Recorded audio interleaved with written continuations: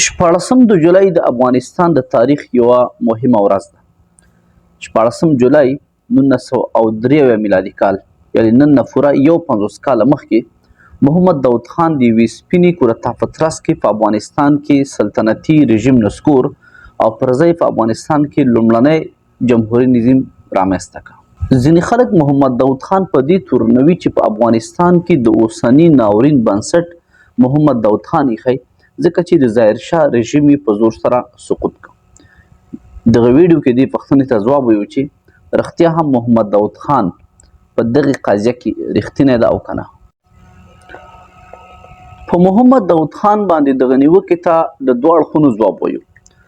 لومړی دا چې خلک نیوکه کوي چې محمد داود خان خلکو ته وښودل چې تاسې کولی شئ خپل رژیمونه یا خپل حکومتونه په زور سره سقوط کوي او له منځه یې یوسئ. د دې پوښتنې په ځواب کې باید ووایو چې له محمد داود خان له کورتا څخه مخکې هم که چیرې د احمدشاه بابا څخه را په دې خوا د افغانستان تاریخ مطالعه کړو، تقریبا د هر واکمن سره ورته لوبه شوې. د هر واکمن پر خلاف خپل ورونه یا نور خلک راپورته شوي، یا خو یې واکمني ورته سقوط کړې او یا یې په یو نوع مشکلات ورته پیدا کړي. د واکمنانو پر خلاف بغاوت کول دغه بنسټ په افغانستان کې محمد داود خان نه دی ایښی، له بدمرغه دا زموږ او تاسې د تاریخ یوه برخه ده. دوهمه پوښتنه دا ده چې محمد داود خان باید د محمد ظاهر شاه 40 کلن رژیم له منځه نوی وړی یا سلطنت یې په جمهوریت نوی بدل کړی. دا پوښتنه ممکن هغه خلک وکړي چې د محمد داود خان د حکومت اولني، منځني او وروستني کلونو په هکله معلومات ونه لري. البته د محمد ظاهر شاه د حکومت، محمد ظاهر شاه په 1934 میلادي کال په افغانستان کې حاکم شو تر 1903 میلادي کال پورې 40 کاله د افغانستان حاکم و. خو د محمد ظاهر شاه حکومت که موږ په دوو برخو باندې وویشو، لومړني 10 کاله او وروستني 10 کلونه، دا کاملا یو له بل سره متفاوت دي.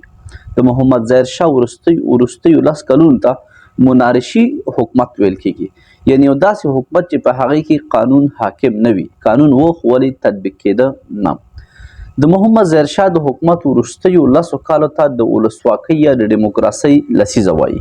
د هغې تاریخ جدا او بیل ده، خو صرف دومره وایو چې په وروستیو 10 کالو کې محمد ظاهر شاه په حاکمیت کې 15 حکومتونه بدل شول. 15 صدراعظمان وو چې یو بل پسې واک ته ورسېدل او مسلسل شکل ناکامېدل او د خپل دندو څخه استعفا ورکوله، چې په هغې کې ډاکټر محمد یوسف، ډاکټر عبدالظاهر، نور احمد اعتمادي، محمد هاشم میوندوال او وروستی محمد موسی شفیق و. نو په وروستیو 10 کالو کې 15 صدراعظمان یو د بل پسې مسلسل ناکامیږي او استعفا ورکوي او خپله دنده پرېږدي. دا په دې معنا چې د محمد ظاهر شاه وروستي 10 کلونه په افغانستان کې کوم باثباته حالت نه و، بلکې یوه لویه بېثباتي وه او افغانستان د یو بېثباتۍ په طرف روان و. که تاسې د هغه وخت مشران وپوښتئ، هلته هم داسې یو تصور موجود و چې په افغانستان کې باید سلطنت نور پای عمومي او سلطنتي نسخه نور د افغانستان لپاره ګټوره نه ده. د هغه وخت چې په افغانستان کې اخواني او کمونیستي افکار د خپرېدو په حالت کې وو، فکري ټکرونه د زیاتېدو په حالت کې وو او ورسره سیاسي بېثباتۍ چې ده هغه د اوج په طرف روانه وه. نو په افغانستان کې مجموعه کې سیاسي او اقتصادي حالت د دې ایجاب کو چې موجوده سلطنتي رژیم باید ختم او پر ځای یو نوی حکومت رامنځته شي.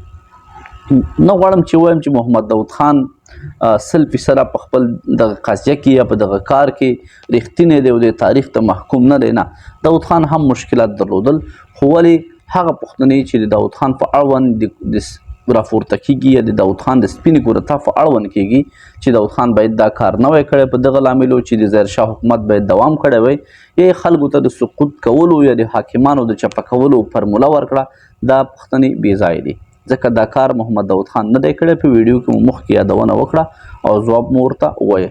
دغه پیښې له داود خان څخه مخکې هم تکرار شوي. 14 جولای 2023 کال 51 کاله د محمد داود خان د سپینې کورتا څخه تیر شول، خو له بدمرغه افغانستان لا هم د انقلابونو یو جریان سره مخامخ ده.